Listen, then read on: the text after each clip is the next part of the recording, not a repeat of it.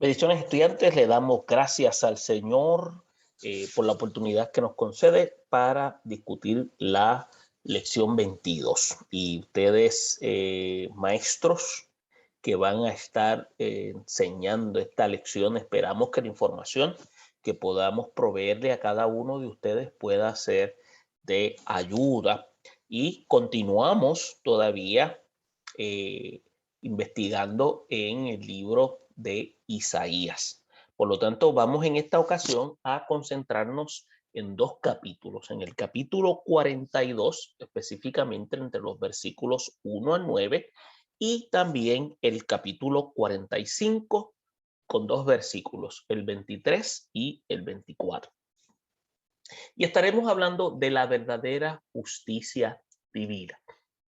Y obviamente cuando se toca este tópico, vamos a ver la justicia de Dios en toda su plenitud, en toda perfección, sin ningún tipo de ambigüedad, sino más bien una justicia que va a cubrir cada vía necesitada en la cual Él ha de manifestarse para darse a conocer tanto a aquellos que han sido fiel como Él obra para aquellos que han vivido vida justa y cómo Dios también se ha de manifestar para aquellos que viven en oposición.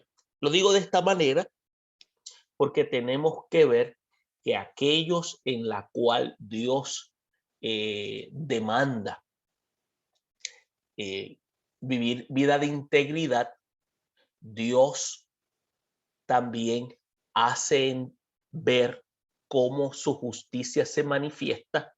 Por lo tanto, en su amor va a manifestar un proceso disciplinario y aquellos en la cual viven en un estado de rebeldía, el juicio divino se manifiesta para que ellos puedan entender quién es el Dios soberano.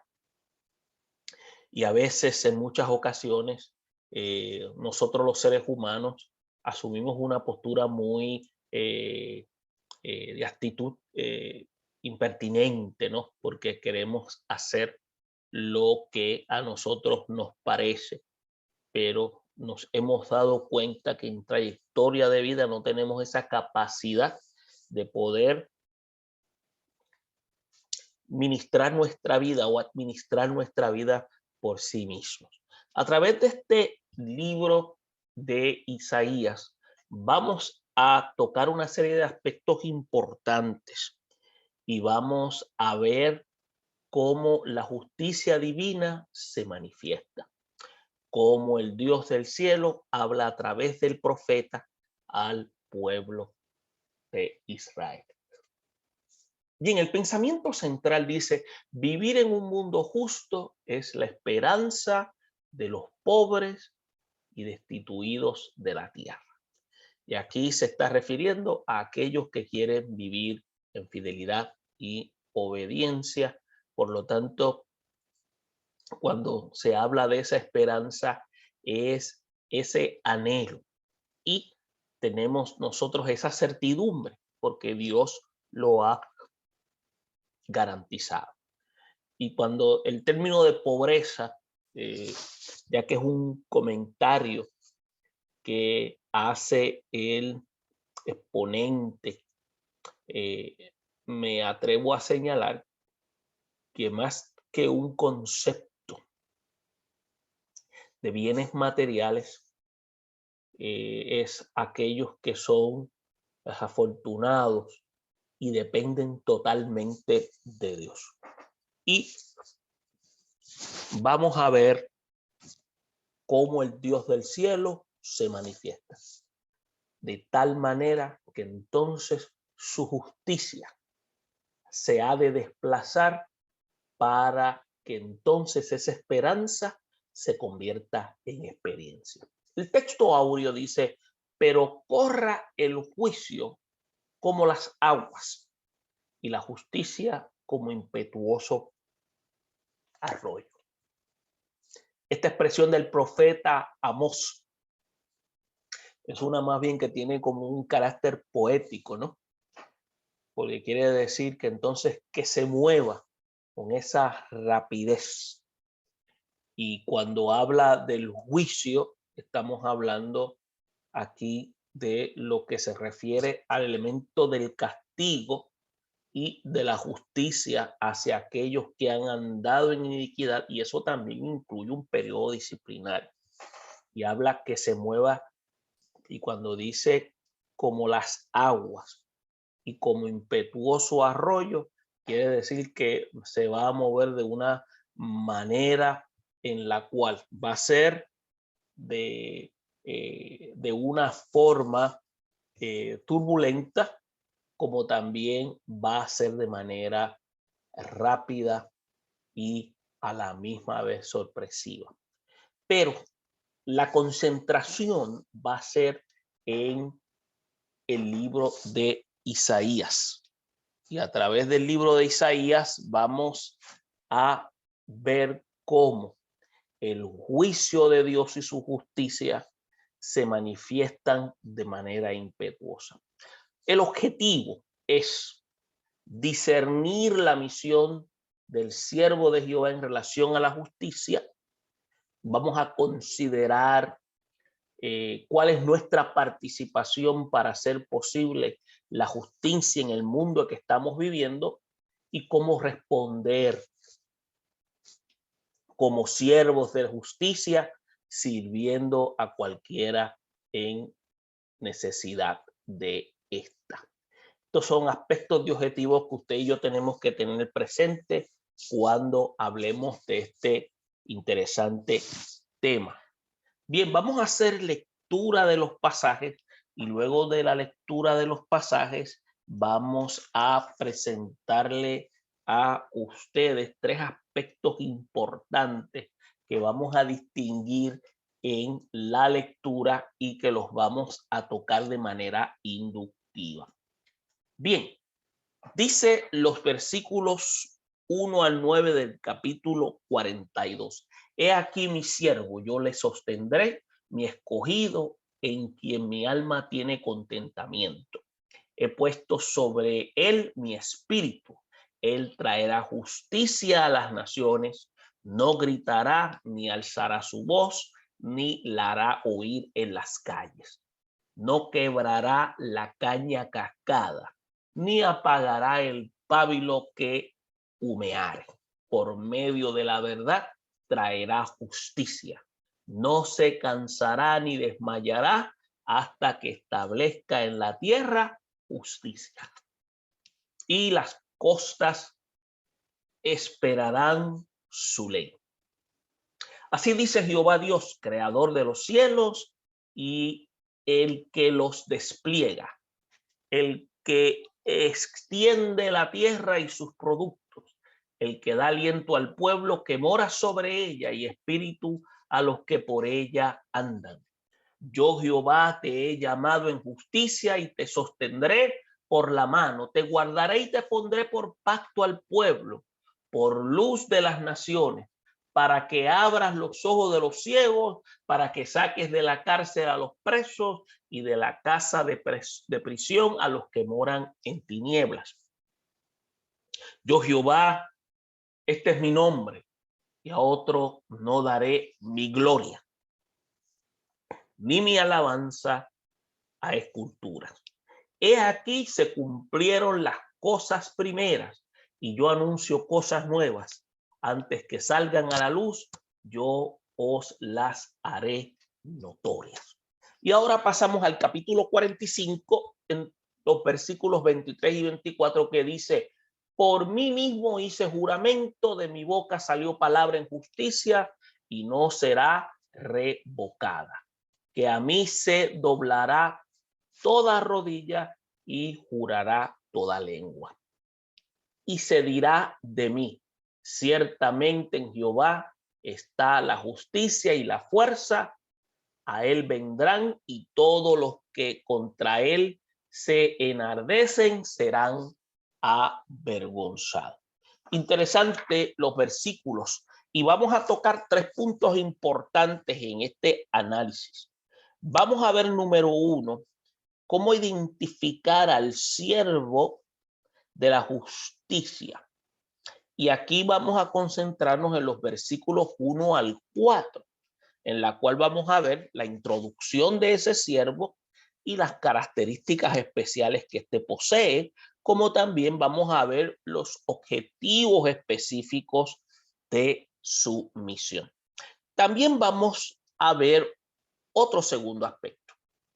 El segundo es la soberanía de Dios y la vamos a ver entre los versículos 5 y 9. Y cuando hablamos de esta soberanía, vamos a ver cómo la acción de Dios para él manifestar la justicia y vamos a ver el celo y las proyecciones de la justicia divina. Cuando hablamos de celo, tenemos que ser claros porque el término del celo divino se trata más bien de un Dios que es exclusivo, no es el celo de esa definición que tenemos nosotros en este sentido humano. Es un Dios, acuérdense, nuestro Dios es un Dios moral, relativizó su soberanía para presentarse como un Dios moral. Por lo tanto, es un Dios que demanda exclusividad.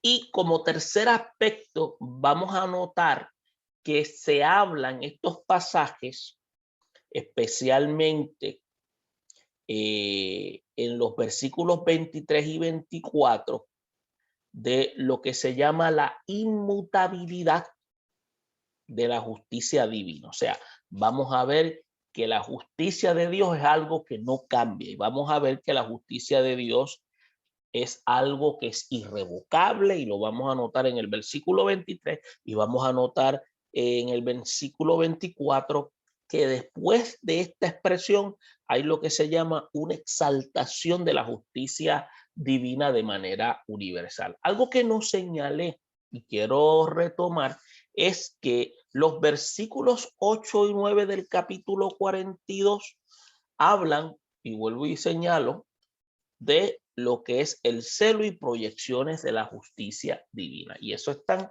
entre los versículos 8 y 9 del capítulo 42. Bien, recuerden que estos 2 capítulos son pasajes seleccionados para la lección que ustedes van a estar conduciendo. Por lo tanto, una de nuestras intenciones es que usted pueda ser lo más coherente posible. Por lo tanto, es importante que usted haga lectura total del capítulo para que tenga un contexto claro de qué es lo que está hablando el profeta. Se tiene entendido que ya esto es el escrito del profeta, ya el profeta no está. Por lo tanto, los que van a hacer anuncio vienen siendo sus discípulos, los profetas que estuvieron con Isaías. Pero este no es el punto de interés. El punto de interés es el mensaje que Dios le dio a el profeta. Por lo tanto, hay un total de lo que se conoce como 4 registrados en Isaías. Entonces, vamos a notar que uno es el capítulo 42, del versículo 1 al 4. Ese es el primer registrado. El segundo viene siendo del 49, el capítulo 49, del 1 al 6, que es el segundo. El tercero viene el capítulo 50, del 4 al 11. Ese viene siendo el tercero, perdón, el tercero. Y el cuarto viene siendo el capítulo 52, versículo 13 y el capítulo 53, versículo 12.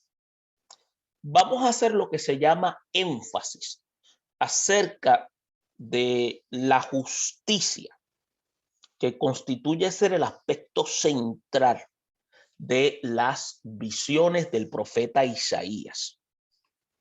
En lo que se conoce más bien en 40 ocasiones, el profeta se dirige con el tema como parte importante de lo que es el mensaje divino para la nación de Israel. Ahora, acuérdense, Israel era un pueblo dominado por potencias extranjeras, estaba sufriendo los rigores de un exilio extendido, y es por eso que tenemos que ver que ese era un proceso disciplinario que Dios había permitido. Vamos a ver que Israel se encuentra en un estado de aliento en la visión de un siervo escogido que iba a traer lo que se llama una justicia permanente para el tiempo presente y fe para el porvenir. Ahora, para nosotros como cristianos, la justicia está más bien relacionada con el desarrollo del carácter de nuestra vida en relación con Dios, y tenemos que entender que Dios es justo por naturaleza. Por eso es que cuando se dice que Jehová en medio de ellas es justo y no hará iniquidad, y cuando dice que de mañana sacará a la luz su juicio y nunca faltará, pero el perverso no conoce la vergüenza. Esta expresión la hizo el profeta Sofonías. Estamos viendo la acción divina de un Dios que ya tiene un tiempo asignado para eso. Entonces, en razón de esta relación con Dios, tenemos que, número uno, amar la justicia. Dos, procurar que sea establecida por el bien de todos los hombres. Es por eso que también, utilizando de referencia el profeta Sofonías, él también decía: buscad a Jehová todos los humildes de la tierra, los que pusisteis por obra su juicio. Dice: buscáis justicia, buscáis mansedumbre. Y después dice: quizás seréis guardados en el día del enojo de Jehová. Aquí tenemos que ver cómo en otros pasajes hemos mencionado, hay un llamado a procurar la justicia divina. Por lo tanto, el ser justos es una demostración de nuestro temor reverente al Todopoderoso. Aún el mismo Jesús, cuando él señaló diciendo: porque os digo que si vuestra justicia no fuese mayor que la de los escribas y los fariseos, no entraréis en el reino de los cielos. Y aquí, expresión de parte de Jesús es una que va acompañada de esta justicia de una misericordia legítima. Ahora, por esta causa que es impuesta, tenemos que examinar a la luz escritural y descubrir cuál es el plan de justicia que Dios nos ha revelado a través de la escritura para ejecutarla en todas nuestras acciones. Ahora vamos a profundizar a través de este análisis bíblico que estamos a punto de iniciar. Vamos a poder describir qué es lo que el profeta quiso indicar y poder evaluar la conducta del pueblo y cuál debe ser, en términos de aplicación, la conducta de nosotros como creyentes a la luz de estas revelaciones. Ahora, como señalamos anteriormente, uno de los aspectos que mencionamos es cómo vamos a identificar al siervo de justicia. Pues fíjese, cuando se habla de siervo, esta expresión era una especie oficial de lo que es una corte real que se anunciaba en las decisiones reales de un rey. Ahora, cuando habla de caña cascada, o lo que significa más bien caña cascada es más bien quebrada. Cuando habla de pábilo o mecha para pagarse, que es lo que eso significa pábilo, son expresiones o figuras literarias para hablar de lo que se llama de la compasión por el débil o de carácter vacilante. Entonces vamos a ver una revelación de mansedumbre de Cristo aquí, el siervo de Dios. Y voy a hacer lectura cuando dice: he aquí mi siervo, yo lo sostendré, mi escogido en quien mi alma tiene contentamiento, he puesto sobre él mi espíritu. Él traerá justicia a las naciones, no gritará, ni alzará su voz, ni lo hará oír las calles. Después dice: no quebrará la caña cascada. En otras palabras, no la quebrará, ni apagará el pábilo que humeare. Entonces, por medio de la verdad, traerá justicia. Entonces, las primeras palabras del texto guardan lo que se llama una relación con lo que dice Mateo 3:17, cuando dice: y hubo una voz de los cielos que decía: este es mi hijo amado en cual tengo complacencia. Y esta expresión es un alto grado de satisfacción porque él ha de cumplir la misión asignada. Y esto ocurre cuando es el bautismo de Jesús y dice: he aquí mi siervo. Y esto no era otra cosa que el mismo Dios introduciendo al Hijo. Y como dice el autor de la epístola a los Hebreos, cuando dice: y otra vez cuando introduce al primogénito en el mundo, dice: adórenle todos los ángeles de Dios. Eso lo dice en el versículo 6, capítulo 1 de Hebreos. Ahora, usted se va a dar cuenta que sin duda alguna estamos ante la revelación del Hijo de Dios y se mencionan lo que se llaman tres evidencias de la relación entre Dios y su siervo. ¿Cuáles son? Una, mi escogido. Segundo, sobre él mi espíritu. Y tercero, dice que traerá justicia a las naciones. Ahora, primero, cuando habla de la selección, y entiéndase la selección soberana de Dios, esto quiere decir que esto es una decisión unilateral del Todopoderoso. Segundo, alguien que viene con el Espíritu de Dios. Y el tercero tiene lo que se llama la misión global asignada, que ha sido previamente dada por el Padre. Entonces, este poder, o también se puede llamar prestigio, es lo que se llama la investidura, con el cual el siervo ha de realizar la misión de traer justicia sobre las naciones. Usted va a notar que entonces el segundo versículo, cuando usa una revelación de la naturaleza pacífica del siervo de Jehová, a diferencia de los monarcas del mundo, porque dice: este marcha manso, humilde, llamando a los hombres a que aprendan de él humildad de corazón.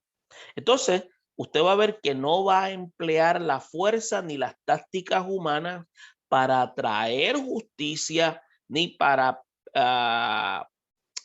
lo que se llama un concepto de imposición, sino que la justicia que él quiere poner es una de carácter perdurable. Por eso que cuando utiliza la frase yo le sostendré, esta frase está relacionada no solo con las provisiones necesarias para la subsistencia, sino también al hecho de que Dios no permitirá que su palabra y su obra caigan en un vacío. Es por eso que el propósito de Dios permanece por encima de la rigidez humana para aceptarlo. A diferencia de los sistemas políticos de los tiempos, señala que el siervo de Jehová desarrolla una misión reconciliadora que va más allá de la imposición por la fuerza. Es por eso que al convencimiento de la conciencia y el corazón de los hombres, vemos que la verdadera justicia ha de iniciarse y se ha de iniciar sin ningún tipo de vacilación en la transformación de un nuevo estilo de vida para la humanidad.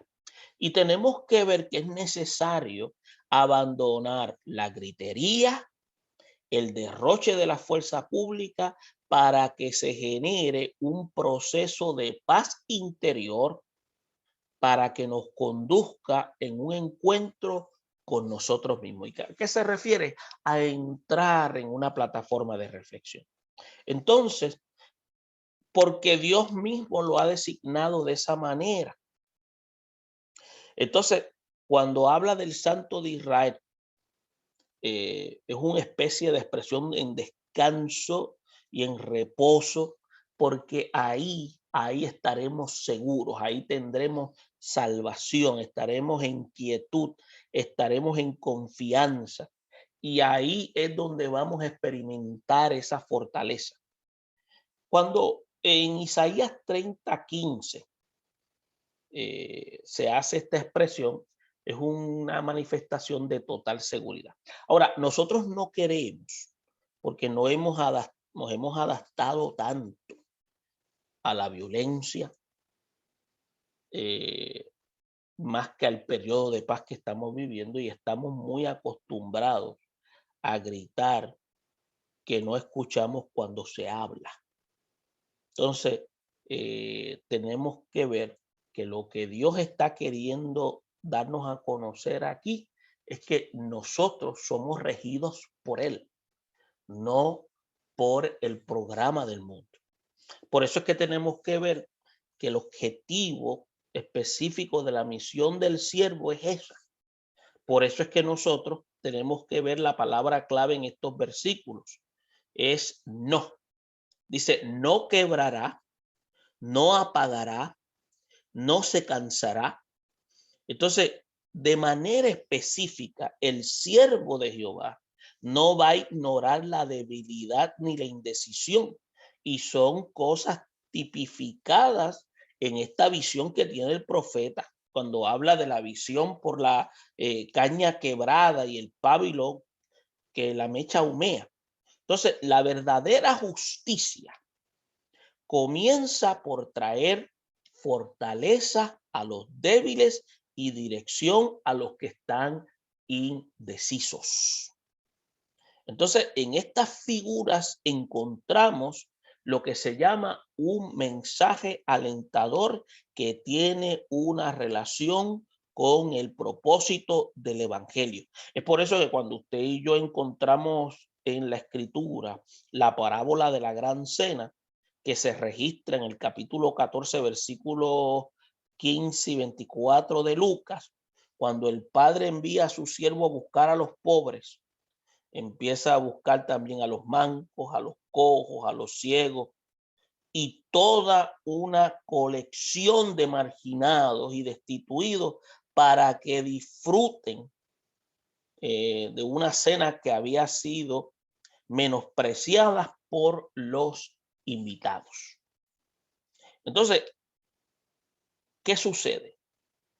El ministerio de Cristo se identifica desde sus inicios con la misión del siervo de Jehová.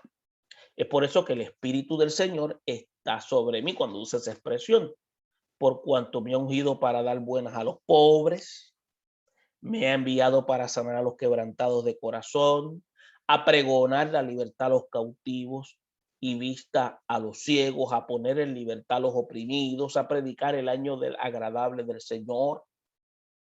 Entonces, nosotros como creyentes, nosotros hemos sido comisionados a procurar la justicia de la misma manera que lo hizo nuestro Señor.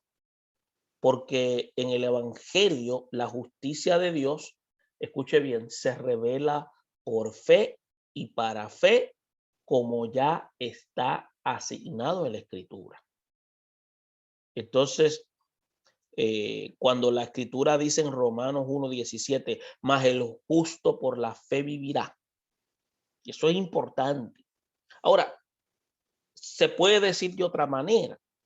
El que ha sido justificado por su fe en Cristo está llamado a vivir una vida de justicia, porque la gracia de Dios se ha manifestado para salvación a todos los hombres, enseñando que renunciando a la impiedad y a los deseos mundanos vivamos en este siglo, y después dice sobria, justa y piadosamente.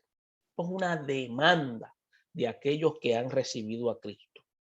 Por eso es que usted puede notar cuando en Primera de Juan 3:7 dice, hijitos, nadie os engañe, el que hace justicia es justo como él es justo. Es por eso que la visión de un trato justo va acompañada de una acción infatigable para lo que se llama establecer justicia entre los hombres, para a la misma vez traer esperanza a una sociedad sufriente, a los menos privilegiados, que llega el día cuando la justicia corra como las aguas del impetuoso arroyo, como hablaba el profeta cuando leímos en el texto áureo. Y mientras ese día llega, nuestra misión debe ser procurar que haya justicia entre los hombres. ¿Cómo? A través de nuestro testimonio. Cuando se habla de sembrar para vosotros en justicia, segad para vosotros en misericordia, haced para vosotros barbecho, porque es tiempo de buscar a Jehová hasta que venga y os enseñe justicia. Eso es algo que nos corresponde. Es algo que se le dijo al pueblo y ahora la nueva Israel que somos nosotros nos corresponde en este tiempo. Ahora, un segundo aspecto que estuvimos hablando es cómo definir la soberanía divina. Cuando habla de abrir los ojos a los ciegos, está hablando aquí de ciegos espirituales, a los que no han podido discernir las obras de Dios. Cuando habla de sacar de la cárcel a los presos, está hablando de sacar de Babilonia a los cautivos. Y cuando habla de la expresión luz para las naciones, se está haciendo una referencia directa a la misión del Mesías, que más bien es el evangelio para el mundo. Permítanme leer los versículos 5 al 9 cuando dice, así dice Jehová, creador de los cielos y que los despliega. El que extiende la tierra y sus productos, el que da aliento al pueblo que mora sobre ella y espíritu a los que por ella andan.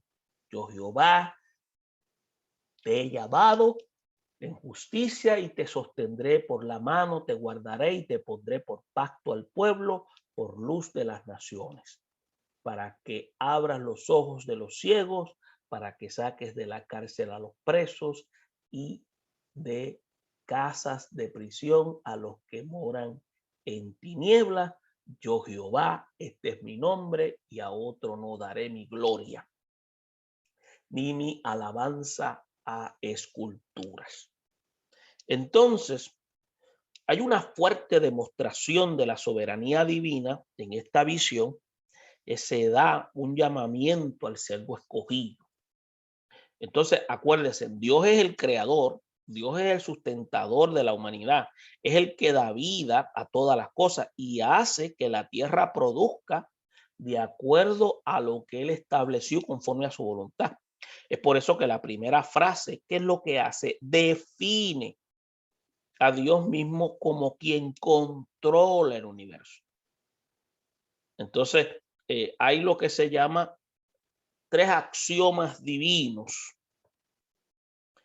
que deben ser recordados. ¿Cuáles son estos? Número 1, Él es el creador y Él es desarrollador del universo. Segundo, Él es que hace posible los alimentos del mundo alcancen a todos. Y tercero, Él es el que sostiene el aliento de vida a los seres humanos. Esto me viene a la mente. A veces nosotros decimos, Dios está en control. Mira, hermano, Dios siempre ha estado en control. El problema no es que Dios esté en control. El problema es que los que estamos en descontrol somos nosotros. Por eso es que en una ocasión yo escribí un artículo que tenemos que tener mucho cuidado cuando le decimos a las personas, cuando están en momentos de crisis, que le expresemos que Dios está en control. Esa persona no va a poder digerir esa expresión porque la crisis lo sucumbe. Y lo más que nos podemos llevar de esa persona es un insulto.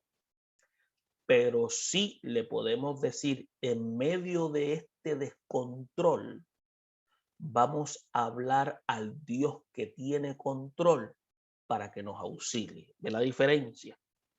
Pero es que a veces nosotros nos gusta decir frases muy bonitas en momentos bien críticos y a situaciones muy complejas queremos darles respuestas muy simplistas. Entonces tenemos que entender lo siguiente: Dios siempre ha estado en control. El detalle es que los que estamos en descontrol somos nosotros. Ahora bien, teniendo esto claro, sabiendo que Él es el creador, Él es el desarrollador, Él es el que hace posible que todos nos alcance el alimento, Él es el que sostiene el aliento de vida. Teniendo estas imágenes claras, el profeta lo que hace es que nos recuerda el carácter soberano de Dios a quien nosotros servimos. Y lo hace ver con una marcada autoridad que Dios llama a servir a los que Él quiere.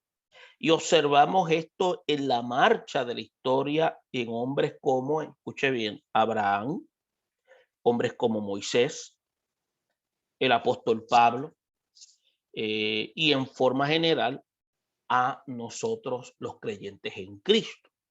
En Abraham usted lo puede encontrar en el capítulo 12, versículo 1, en el apóstol Pablo, la historia en el capítulo 9, versículos 3 al 6. En la vida de los creyentes usted puede tomar el ejemplo de la carta del apóstol Pedro a la iglesia de Asia Menor en su primera carta, el capítulo 2, versículo 9. Ahora surge una pregunta. ¿Estamos nosotros respondiendo al llamado como ha de esperarse? Y déjeme decirle, esto lo que hace es que nos trae lo que se llama 3 afirmaciones que deben llamar nuestra atención a esta visión que el profeta Isaías señala.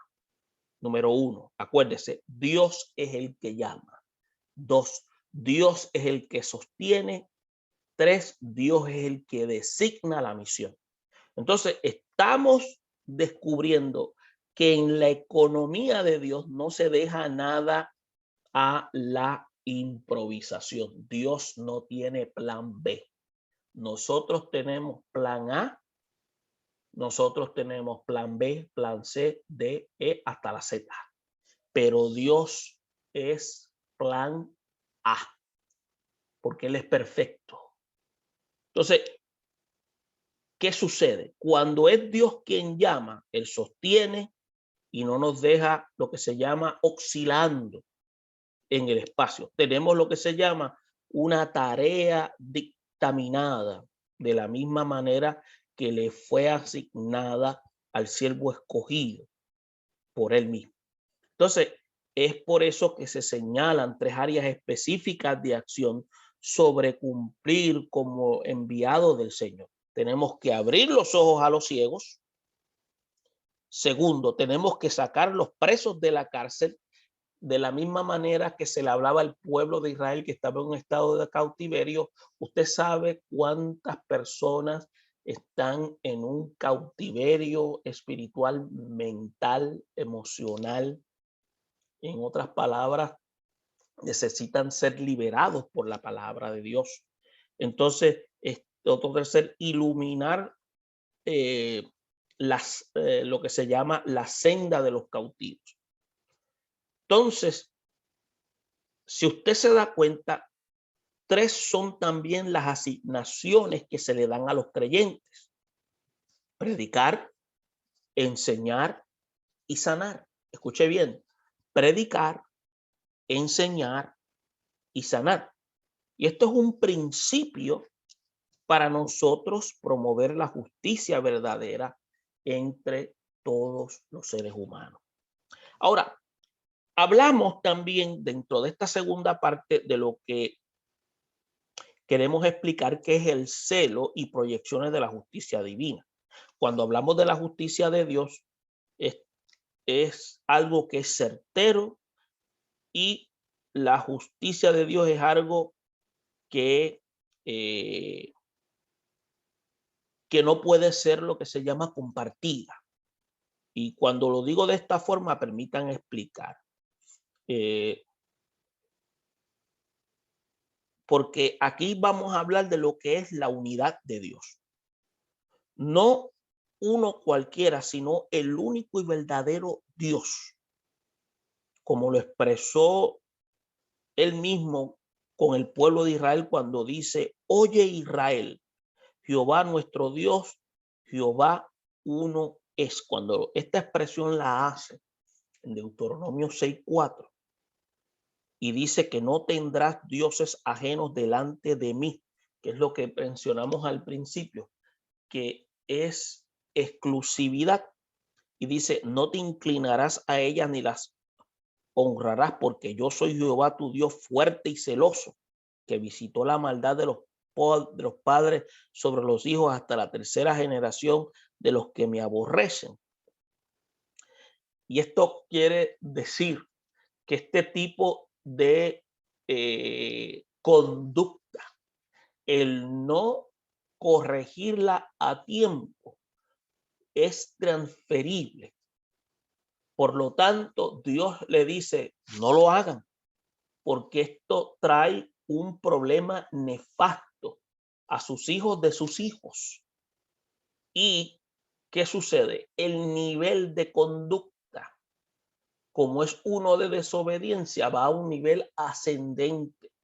Por lo tanto, acuérdense que es importante que ustedes tengan en sus mentes que yo soy un Dios que reclama exclusividad. ¿Qué diferencia había entre el Dios de Israel con los demás dioses? Que el Dios de Israel hablaba, los demás dioses no hablaban. Entonces es importante tener eso claro. Por eso es que le decía: no te inclines a ella ni las honres, porque yo soy Jehová tu Dios, fuerte y celoso. Entonces, usted puede ver que la visión lo que hace es que enfatiza el monoteísmo como parte de la herencia de Israel. Y es parte del carácter de un Dios. O sea, y aquí estamos viendo cómo este Dios declara que es un Dios moral. Entonces, la justicia universal no descansa en los parlamentos de ningún rey o en la fuerza política de una nación. Estamos viendo que es más bien la afirmación de un Dios que se da a conocer a un pueblo naciente. Por lo tanto, el fundamento de la justicia de Dios es que Dios se expresa y da a conocer dando sus directrices. Es por eso que la fidelidad de Dios demostrada en el cumplimiento de sus promesas pasadas, lo que hace es que asegura que los cambios del futuro serán tan saludables como nosotros deseamos. Entonces, hallamos en esta frase una revelación bastante interesante y emocionante, y es que tenemos un Dios que ama la renovación y tiene cosas nuevas para hacerlas notorias en su momento. Por eso es que sería muy injusto que nuevas generaciones tuviesen que vivir por las normas de generaciones pasadas. Y aquí hay un mensaje de reconciliación para aquellos que piensan que las cosas en Dios han pasado de moda. Miren, una de las cosas que encontramos en las escrituras es lo que se llama este proceso de la regeneración progresiva. Cada día vamos conociendo quién es Dios, cómo se comporta Dios y cuáles son los parámetros de su conducta. Lo que llamamos más bien esa teología práctica en la cual nosotros somos llamados a ponerla en nuestro diario vivir. Por eso, a través de ella vamos a ir viendo al Dios de la Biblia. Por lo tanto, es importante. Dios nunca, y volvemos y retomamos, no ha pasado de moda.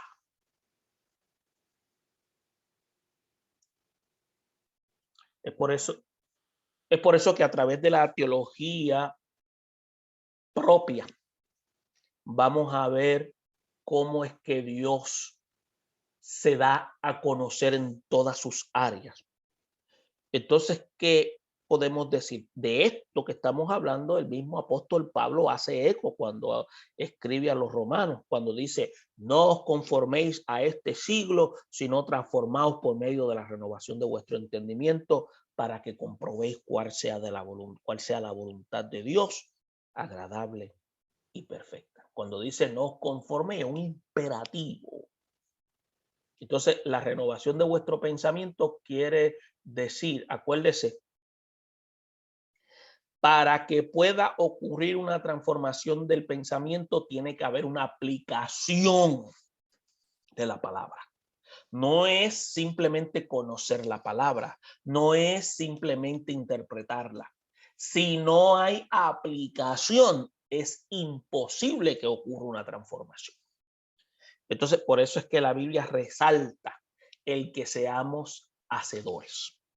Ahora, tercer aspecto ya mencionados o lo vamos a profundizar es la inmutabilidad de la justicia divina. Y ahí es donde se habla de juramento y compromiso y obligación verbal o escrita. Y aquí vamos a ver de esta inmutabilidad de la justicia divina. Cuando habla de enardecerse, estamos hablando de algo que es enfurecido, algo que está molesto. Y en el texto, lo que se había revelado contra Dios se va a volver a caer en estado de humillación. Miren lo que dicen los versículos que vamos a leer. Y aquí vamos a hablar de los versículos 23 que dice, por mí mismo hice juramento, de mi boca salió palabra en justicia y no será revocada, que a mí se adoblará toda rodilla y jurará toda lengua. Tenemos que tener claro que queda establecido por determinación divina que los pronunciamientos de justicia o veredictos divinos son irrevocables. ¿Qué esto significa? Sencillamente que no hay posibilidades de una apelación. Una vez Dios ha dictado sentencia, no hay tribunal más alto que el de Dios para que se cambie la sentencia. Por lo tanto, sus decisiones son finales. ¿Por qué? Porque ya Dios ha visto intencionalidad del corazón. Es por eso que tomemos el modelo del caso de Saúl, cuando fue el primer rey de Israel, a quien Dios destituyó de modo terminante y no quiso oír más la oración de Samuel en su favor. Acuérdese, Dios rechazó a Saúl, pero lo que Dios rechazó de Saúl fue su liderato. Ahora, eso es algo contundente porque eso trajo otras consecuencias. Cuando Dios rechaza, Dios lo que rechaza son funciones nuestras en la vida, pero Dios no deja de amar al individuo. En otras palabras, Dios descualificó a Saúl para su posición de rey, pero Dios lo seguía amando. Ahora, si él hubiese arrepentido, Dios lo podía restituir. Ahora, no iba a ser como rey, pero podía ser restituido. Pero es importante que tengamos eso claro, porque muchos de nosotros somos locos mandando a la gente para el mundo de las tinieblas. Ahora bien, sabemos la historia de Saúl, no tenemos que explicarla, pero lo que quiero es resaltar aquí que cuando Dios rechaza funciones es porque nosotros mismos nos hemos descualificado, pero Dios nos sigue amando. Ahora bien, retomamos con Saúl. Dios lo destituyó de modo terminante y él no quiso oír más la oración de Samuel. Entiéndase, la idolatría, la violencia en Israel provocaron entonces que el juicio divino, de tal manera que él se negó a oír la oración intercesora. Entonces tenemos que ver esa parte. Ahora, cuando hablamos de la severidad de la justicia de Dios, podemos remontarnos al autor del libro de los Hebreos, porque dice, porque si pecaremos voluntariamente después de haber recibido el conocimiento de la verdad, ya no queda más sacrificio por los pecados, sino una horrenda expectación de juicio y de hervor de fuego que ha de devorar a los adversarios. Horrenda cosa es caer en manos de un Dios vivo. Y esta carta, que es más bien un sermón, el de los Hebreos, que encontramos una solemne advertencia de la posibilidad de escapar del juicio divino. Vuelvo y retomo. Dios nos puede cualificar. Nosotros, si nos arrepentimos, somos restaurados. Lo que sucede es que cuando hay personas que a veces se descualifican y a veces esa conducta los lleva a la rebeldía, en la cual pueden entrar en una conducta de apostasía. Y eso es ya algo más nefasto, porque entonces la persona se desconecta totalmente de Dios. Dios en realidad no anhela eso. Acuérdese que Dios es justo, Dios es santo, Dios no negocia con la injusticia.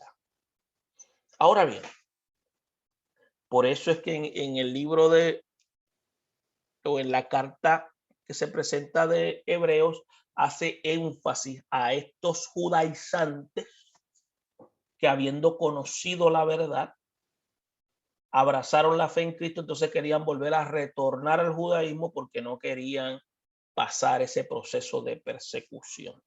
Ahora bien,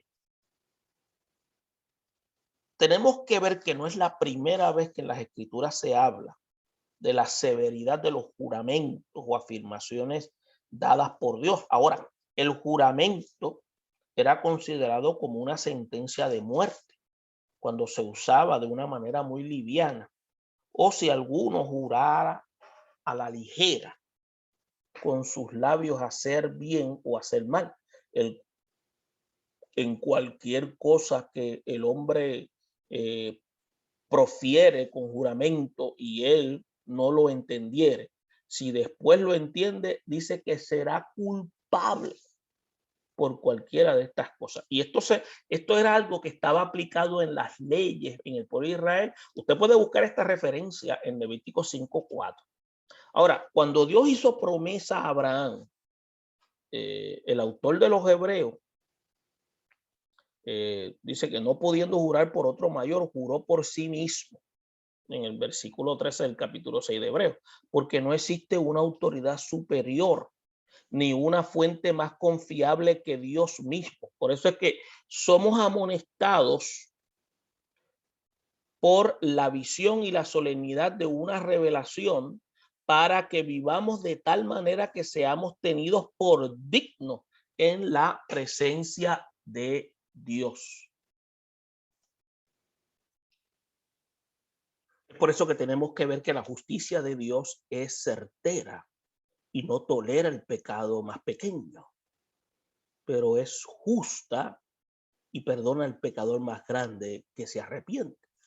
Ahora bien, en el versículo 24, cuando dice, y se dirá de mí, ciertamente en Jehová está la justicia y la fuerza, a él vendrán y todos los que contra él se enardecen serán avergonzados. La expresión y se dirá, con esta frase es donde se concluye que el mundo finalmente habrá de aceptar la justicia divina como la verdadera.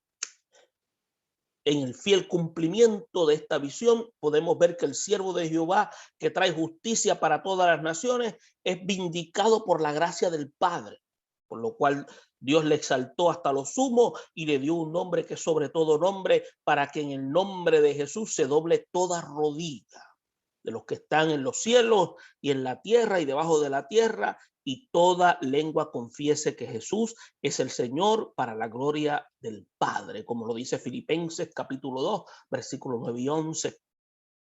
Y es por eso que aquí vemos el cumplimiento de la visión, cuando dice, a mí se doblará toda rodilla y jurará toda lengua. Esto es una confesión universal de la justicia divina y se produce como una consecuencia de la obra expiatoria del Redentor. El mundo oprimido por la injusticia y la desigualdad en la vida, vamos a ver cómo Dios se manifiesta de tal manera que van a entender que el Dios todopoderoso es uno justo. Y vamos a ver que el cuadro final de esta visión es el de una humanidad que se mueve en dirección hacia Dios y su obra maravillosa de justicia. Por eso cuando Oseas dice en el capítulo 6, versículo 1, venid y volvamos a Jehová, porque él arrebató y nos curará, hirió y nos vendará. El remanente volverá. El remanente de Jacob volverá al Dios fuerte, como dice Isaías 10:21. La revelación de la justicia de Dios en Cristo cumplirá el propósito divino de traer a toda la humanidad hacia él. Cuando dice Juan 12:32, yo, si fuere levantado de la tierra a todos, atraeré a mí mismo.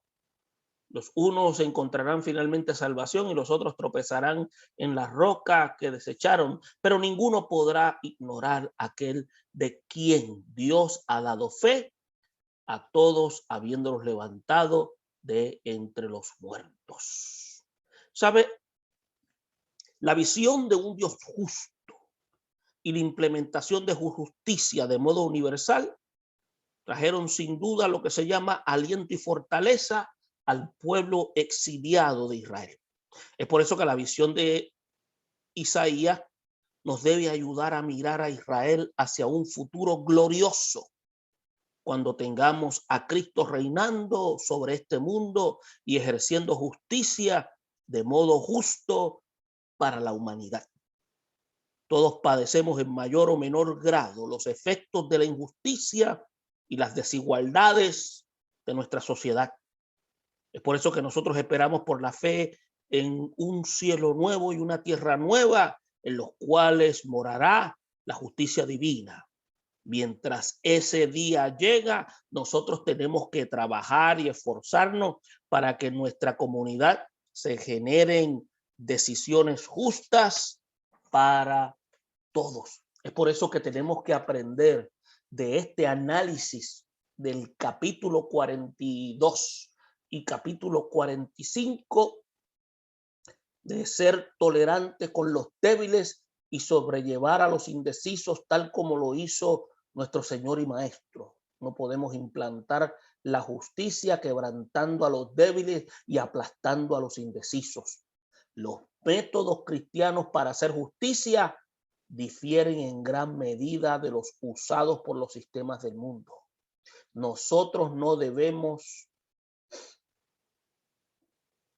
nosotros tenemos que darnos cuenta que nosotros seguimos las directrices divinas y no seguimos los designios humanos, los poderes políticos y militares y económicos del mundo.